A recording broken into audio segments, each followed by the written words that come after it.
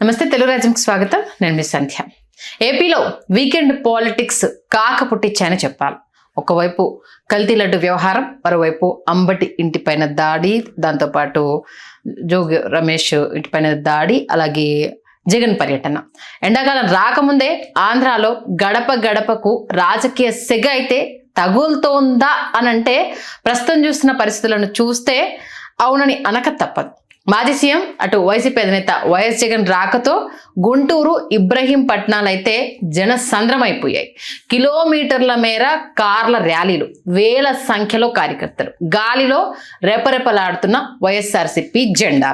ఇది వీకెండ్లో మనకు కనిపించిన ఏపీ ముఖ చిత్రం అని చెప్పాలి.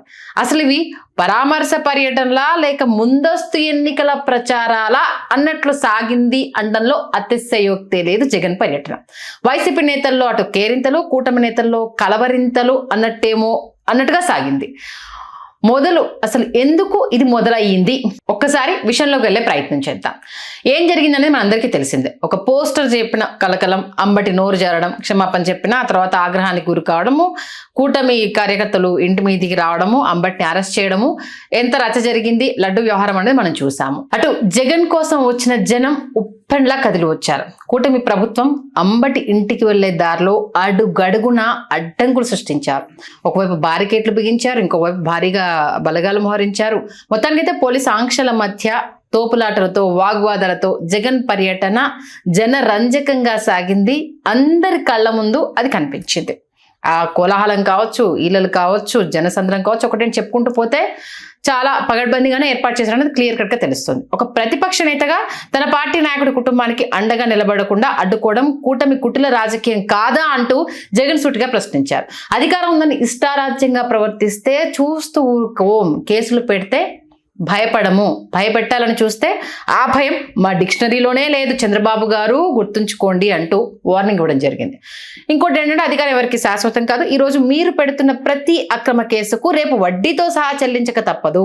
వ్యవస్థల్ని మేనేజ్ చేయొచ్చు, కానీ ప్రజాక్షేత్రాన్ని కాదు అన్న విషయాన్ని బలంగా చెప్పారు.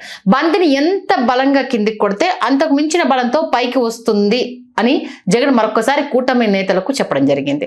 కూటమి నేతలకు కునుకు లేకుండా చేస్తున్నాయా ఈ మాటలు అని అంటే గుంటూరు వ్యాప్తంగా ఈ గుసగుసలు అయితే వినిపిస్తున్నాయి. మొత్తానికి జగన్ ఓదార్పు పర్యటనతో అధికారం చేపట్టిన విషయం మనందరికీ తెలిసింది. ఇప్పుడు ఈ పరామర్శల యాత్రలు ప్రస్తుత అధికార కూటమికి చెమటలు పట్టిస్తున్నాయా? జనాన్ని దారి మళ్లించేందుకు ఎన్ని ప్రయత్నాలు చేసినా ప్రయోజనం లేకుండా పోతున్నాయంటే అక్కడికి వచ్చిన జనాన్ని చూస్తే అవుననే అనాలి. జనంలో జగన్ కు ఇంత క్రేజ్ ఎందుకు? ఈ ప్రశ్నలతో CM Chandrababu, deputy CM Pawan Kalyan సుదీర్ఘ చర్చలు జరిపారట. వైసీపీ నేతలను భయపెట్టే కార్యక్రమాన్ని మరింత తీవ్రం చేస్తే బాగుంటుందేమో, ఒక్కడుగు వెనక్కి వాళ్ళని తగ్గించేలా చేస్తే ఈ జనసంద్రాన్ని ఒకంత ఆపొచ్చు అన్న ఆలోచనలో కూడా ఉన్నారట. ఇక నాయకుల మధ్య సవాళ్లు ప్రతి సవాళ్ళు అయితే ఆంధ్ర రాజకీయము వేసవి రాకముందే వేడి సెగలను రేపిస్తోంది. మరి పరామర్శలే ఇలాగ ఉంటే రేపు జగన్ మళ్ళీ పాదయాత్ర చేస్తా అంటున్నాడు. అది ఇప్పుడు ఇంకో ఆసక్తిని రేపుతోంది. ఆంధ్ర రాజకీయాలను ఆ పాదయాత్ర ఉక్కిరిబిక్కిరి చేయబోతుందా అని అంటే అవునంటూ ఒక వర్గం, కాదంటూ మరో వర్గం. ఇక చంద్రబాబు నాయుడు క్వాంటమ్ వ్యాలీకి శంకుస్థాపన చేస్తున్నారు, రైతులకు ధన్యవాదాలు చెప్తున్నారు. మరోవైపు వైసీపీ నేతలను కట్టడి చేసేందుకు, జనంలో వైసీపీపై కోపం తెప్పించేందుకు తిరుపతి కల్తీ వ్యవహారాన్ని బాగా వాడేసుకుంటున్నారు. ఎక్కడ ఏ సందర్భం దొరికినా మర్చిపోకుండా ఆ విషయాన్ని మాత్రము జనాలకు ఎక్కించే ప్రయత్నం చేస్తున్నారు. మరి వైసీపీ కూటమి నేతలు ఈ పోరులో అంటే జనం అనేది కీలకం కాబోతుంది. అటు సభ జరిగినా వెళ్తున్నారు, ఇటు సభ జరిగినా వెళ్తున్నారు. ఎవరి వైపు ఉంటున్నారు అనేది ఇప్పుడు అంతుపట్టని అంశం. అసెంబ్లీ ఎన్నికల్లో వైసీపీని ఎంత ఘోరంగా ఓడించారో మనందరికీ తెలిసిందే. 2 ఏళ్లు కాకముందే మరి ఇప్పుడు జగన్ ప్రమాదం పడుతున్నారు. మరి కూటమికి ఎలాంటి సంకేతాలు వెళ్తున్నట్టు, వచ్చే ఎన్నికల్లో అధికారం ఎవరికి అందించనున్నారనేది చర్చకు వస్తే ఈ జనాన్ని చూసి అది కన్ఫర్మ్ చేసుకోవచ్చా?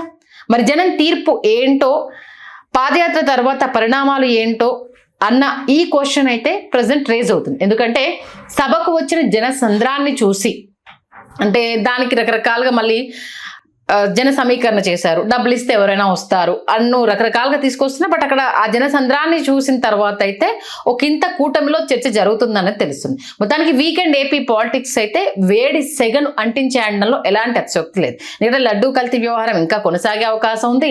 మరి పాదయాత్ర అంటున్నాడు, ఈ పాదయాత్ర ఎప్పుడు తీసుకురాబోతున్నారు అనేసి అనేది ఒకటి. మరి రాబోయే రోజుల్లో మున్సిపాలిటీ ఎన్నికలు కూడా ఏపీలో జరగబోతున్నాయి కాబట్టి ఈ అన్నింటి పరిణామాలను ఎలా ఎదుర్కోబోతున్నారు, జగన్ మరి తన వ్యూహాన్ని మార్చి జనంలోకి పరిగెట్టబోతున్నారా? ఈ అంశాలన్నీ ఒక్కసారి తర్కించి చూస్తే అవునన్న సమాధానం ఒకవైపు, ఏమీ చేయలేరు, ఆల్రెడీ ఓడించి కూర్చోబెట్టారు, ఇప్పుడు ఆయన వచ్చి ఏం చేస్తారన్న ఆన్సర్ ఇంకోవైపు. ఏం జరగబోతోంది అనేది తెర మీద ఆ రాజకీయాన్ని చూడాల్సిందే. ఈ వారం అయితే ఇలా గడిచిపోయింది. మరి వచ్చే వారం ఎలాంటి అంశాలతో కాక పుట్టించే వ్యవహారాలు తెర మీదకి రాబోతున్నాయి, మరింత హీట్ పాలిటిక్స్ అయితే జరగబోతున్నాయన్న అంశం అయితే మనకు కనిపిస్తుంది. మరి కొత్త విషయాలు ఏమైనా రాబోతున్నాయా, లేకపోతే ఇది అంశం ఇదే కంటిన్యూ అవుతుంది అన్నది మాత్రం చూడాల్సిందే. హలో, తెలుగు రాజ్యం ఛానల్ చూస్తున్నారా? సామాజిక రాజకీయ జీవన చిత్రణే తెలుగు రాజ్యం. అతిశయోక్తులు అసత్యాలు ఉండవు.